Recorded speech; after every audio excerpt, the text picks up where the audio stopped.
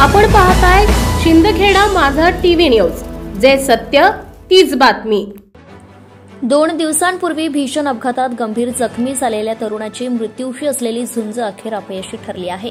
पुणे येथील रुग्णालयात उपचार सुरू असताना अखेरचा श्वास घेतला।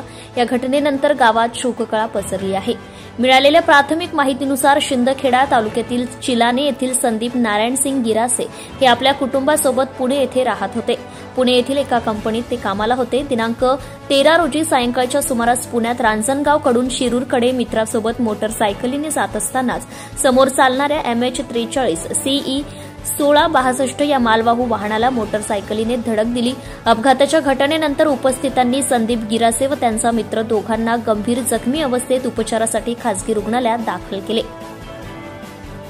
2 दिवसांपासून संदीप गिरासे यांच्यावर उपचार सुरू होते, मात्र आज सकाळच्या सुमारास संदीप गिरासे यांची मृत्यूशी झुंज अखेर अपयशी ठरली आहे।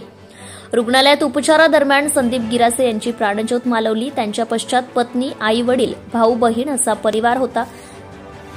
संदीप राजपूत यांच्या निधनाची माहिती मिळताच चिलाने गावावर शोककळा पसरली आहे। मोठ्या अंतकरणाने चिलाने गावात त्यांची अंत्ययात्रा काढण्यात आली। अंत्ययात्रेला अलोट गर्दी झाली होती। सर्व कुटुंब, नातलग, मित्रपरिवार चिलाने गाव भावूक झाले होते। संपादक Yadavrao Sawant, Shindkheda.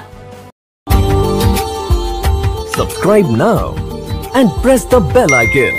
Never miss an update.